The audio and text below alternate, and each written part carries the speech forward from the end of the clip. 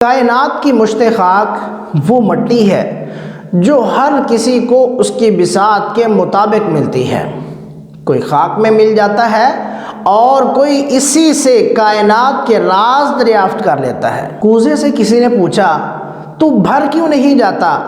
کہنے لگا جب بساط سے زیادہ چیز ڈالی جائے تو اندر نہیں سماتی، باہر ابل جاتی ہے۔ خشک مٹی بڑی زرخیز ہوتی ہے، اس میں نمی کو جذب کرنے کی صلاحیت بدرجہ اتم موجود ہوتی ہے۔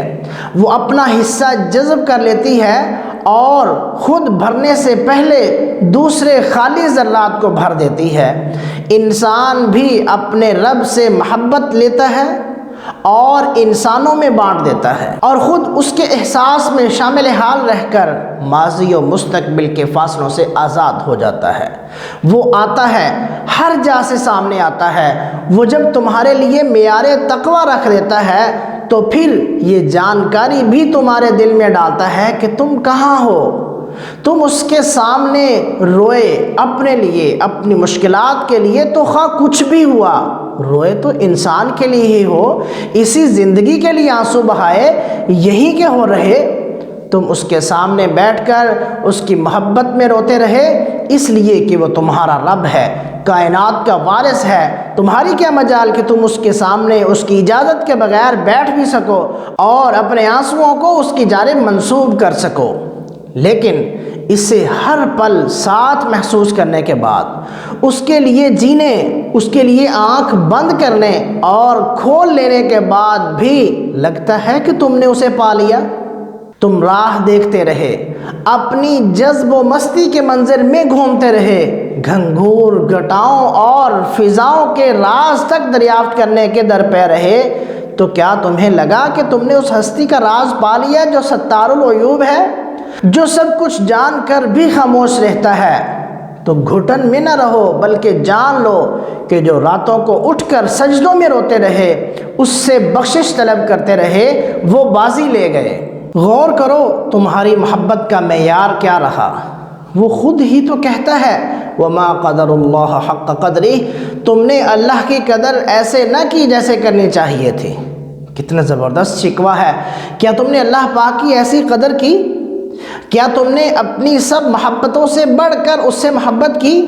یہ سوال تمہارے اندر کو جھنجھوڑتا ہے تو سوچو، یہ جو خلش تمہارے اندر پل رہی ہے، یہ بے قراری جو تمہیں اندر سے کھائے جاتی ہے کہ تو نے اس سے محبت کا حق ادا نہ کیا، تمہاری آنکھوں کو نم نہیں کرتی، تمہیں تلاش پر مجبور نہیں کرتی؟ بس یہ احساس کہ تم محبت کا حق ادا نہ کر سکے، یہی محبت ہے، خالق کائنات سے محبت ہے۔ محبت میں انسان محبوب کا ہی تو ہو کر رہ جاتا ہے۔ ایسی محبت جسے اللہ تعالیٰ اپنے لیے پسند کرتا ہے، وہ جانتا ہے تم اسی کے ہو، وہ چاہتا ہے تمہیں اپنی محبت میں مزید مضبوط کر دے۔ اسے تمہاری چاہت، تمہارا احساس، تمہارا رونا، تمہاری محبت کے اشک ہی تو پسند ہیں۔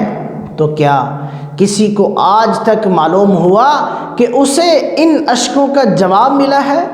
ہاں، اسے جواب ملتا ہے جو اللہ کو چاہے اور اس کی ہر بات اللہ سے منسوب ہو جائے۔ جو ذکر کرتا ہے وہ اسی ذکر میں تو رنگا جاتا ہے، اس پر وہ رنگ چڑھتا ہے جو دنیا تو نہیں دے سکتی۔ دنیا تو بہت کم واقف ہوتی ہے، بلکہ اسے وہ ہستی دیکھتی ہے جس نے وہ رنگ عطا کیا ہوا ہوتا ہے۔ اللہ سے محبت کا تقاضا فنا ہو جانا ہے، ایسی فنا کہ انسان کا جسم تو باقی رہ جائے لیکن اس کی روح اسی کی ہو کر رہ جائے جو اس کا وارث ہے۔ یہ فنا ذاتی نہیں، جذبی نہیں، اصلاحی نہیں، بلکہ یہ فنا محبت کی فنا ہے کہ ہاتھ تو اٹھے ہوئے ہوں، دل درد سے بھاری ہو، لذت انجام کا پہرا دل پہ موجود ہو، وہ غنی پاس ہو، روح ایک مخصوص طواف میں ہو، ذکر جاری ہو اور سماعتوں بصارتوں پر اس کا پہرا موجود ہو، وجود ریزہ ریزہ ہو، مٹی کا محل منہدم ہونے کو ہو، ندا یہ ہو بس میں نہیں، بس تو ہے، بس تو ہے جو چار سو ہے، بس تو ہے جو چار سو ہے۔ میری ہستی تو فنا ہے، جسے کل فنا ہونا ہے اس کا وجود آج بھی کہاں ہوگا۔ وہ دنیا کی نظر میں وجود تو ہے، لیکن اس ہستی کے سامنے ذرے کی کیا حیثیت ہے؟ وہ تو مالک کل ہے۔ وہ چاہے تو آرزوؤں کے مینار بلند رکھے، اور اس کی منشا ہو تو دل کو خالی کر کے اسے اپنی ہستی کا کعبہ بنا دے۔ کعبہ بھی تو بتوں سے خالی ہے، اور وہ دل واقعی کعبہ ہے جس میں خواہشات کے مجسمے نہ ہوں۔ اس میں ایک تصور ہو، ایک پاکیزگی ہو، ایک جلال ہو، اس مالک کا خیال ہو، ایک رت ہو، ایک ٹھہراؤ ہو، جہاں مکان تو لامکاں ہو لیکن موجودگی ہر جا ہو، جہاں اللہ موجود ہو، ہتھیلی اشکوں سے معمور ہو، اور صدا آتی ہو، تو میرا ہے، تو میرا ہے، تو میرا ہے۔ جان لو کہ سجدوں سے جبینیں مہکتی ہیں، اشکوں سے آنکھوں کے چراغ جلتے ہیں، اور اس کی محبت دل کو منور کرتی ہے۔ اس کے احساس کے بغیر نہ دن ہے نہ رات، سب خالی ہے کہ یہ جہاں اس کے کن کی تعمیل ہے۔ وہ جو کن فیکون کا مالک ہے، وہی سب کا حاکم اور پروردگار ہے، تو اس کے ہو جاؤ، اسی کے ہو جاؤ۔ مان لو کہ اس کی محبت کے بنا سب محبتیں ادھوری ہیں، خام ہیں۔ وہ جو تم سے بے پناہ محبت کرتا ہے، وہ جو صرف دعویٰ نہیں کرتا بلکہ تم پر مہربانی کا ہاتھ رکھتا ہے، تمہیں تھامتا ہے، اس کے سوا کون ہے؟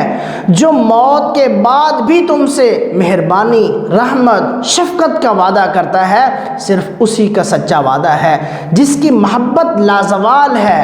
بس وہ کرو جو اللہ کہتا ہے، وہ چاہو جو اللہ چاہتا ہے، اس سے محبت رکھو جس سے اللہ محبت رکھتا ہے، پھر کوئی شے ناپسند نہیں رہے گی۔ اور یاد رکھو، جو اللہ کے لیے خود کو بدل لیتا ہے، اللہ بھی اس کے لیے پورے جہان کو بدل دیتا ہے۔ وہ کسی کو مایوسی کی دلدل میں پھنسنے نہیں دیتا۔ وہ ایسا محبوب ہے جو اپنے بندے کی محبت کو سنبھال کر رکھتا ہے۔ وہی تو ہے جو اچھا بدلہ دینے والا ہے، اور اس کائنات میں اس کے بعد اگر باقی رہنے والی کوئی ذات ہے تو صرف اور صرف اس رب کی ذات ہے۔